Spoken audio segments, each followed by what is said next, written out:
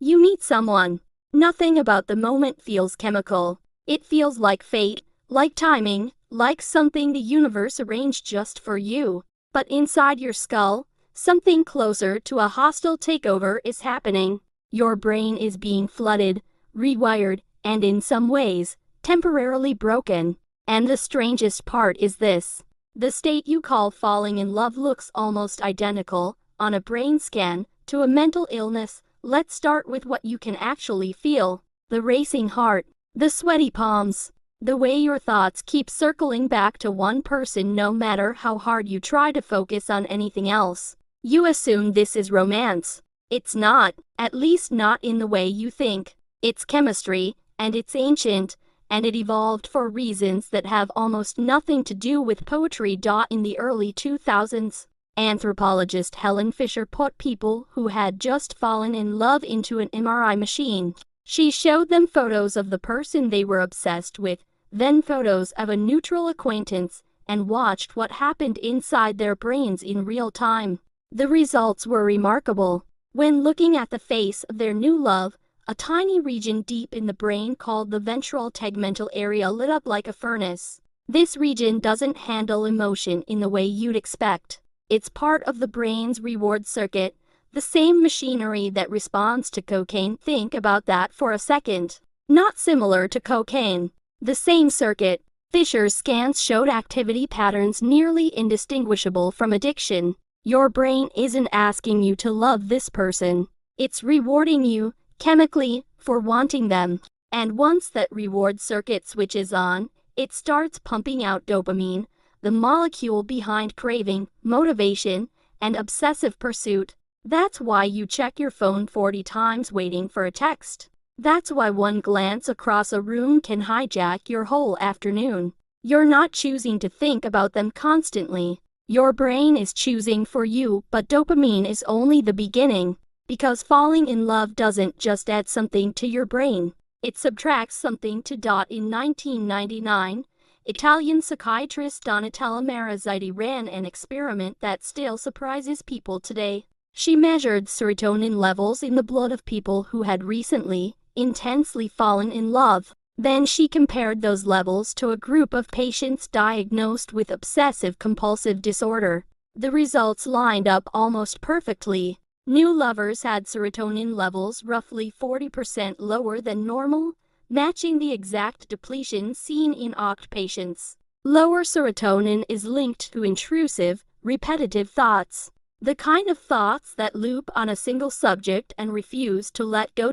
So when you can't stop thinking about someone, replaying a 5-second conversation for the 40th time, that's not just infatuation. That's your neurochemistry starting to resemble a clinical obsession. Isn't that a strange thing to sit with? The same brain chemistry pattern behind hand-washing rituals and checking locks 12 times is quietly running in the background the first time you fall for someone, and it gets stranger still. Because your body isn't just changing your thoughts. It's changing your judgment. Cortisol, the stress hormone, spikes early in romantic attraction. That's part of why new love feels so intense, almost frightening. Your nervous system genuinely registers this person as a kind of emergency. At the same time, activity in your amygdala, the brain region responsible for detecting threats and evaluating risk, actually decreases. You become simultaneously more anxious and less cautious. It's a strange biological cocktail, heightened emotional intensity paired with lowered critical judgment. This is very likely why people in the early stages of love ignore red flags that would be obvious to anyone watching from the outside. Your friends see the warning signs clearly. You, biologically, cannot. There's a reason for this, and it isn't cruelty on evolution's part. It's strategy. Human infants are extraordinarily costly to raise. They're helpless for years, not weeks. A species that produces offspring, this dependent needs some mechanism to keep two adults bonded long enough to get a child through its most vulnerable stretch. Intense, judgment-clouding attraction is a blunt but effective tool for that job. Evolution didn't design you to make wise decisions in love. It designed you to bond fast and bond hard, but here's where the story shifts. Because early romantic love isn't built to last. And it isn't supposed to. Psychologist Arthur Aaron spent decades studying what happens after the initial obsession fades. In 1997, he ran a now famous study built around 36 increasingly personal questions, designed to accelerate closeness between two strangers. Pairs of participants took turns answering questions that moved from small talk into genuine vulnerability, ending in 4 minutes of sustained eye contact. Several participants in the original study later married each other, but Aaron's deeper insight wasn't really about the questions. It was about what he called self-expansion theory. He proposed that we're drawn to romantic partners because they let us grow. They give us access to new experiences, new perspectives, new versions of ourselves we couldn't reach alone. Under this model, the early dopamine rush is just the ignition switch. The real relationship, the one built for the long term, runs on something else entirely. That something else is oxytocin, sometimes nicknamed the bonding hormone. Unlike the frantic dopamine of early attraction, oxytocin builds slowly, released through physical touch, shared eye contact, and simple accumulated time together.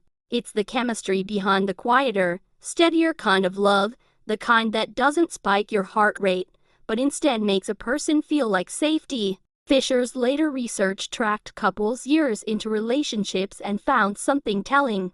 The intense reward circuit activity from early love didn't just fade.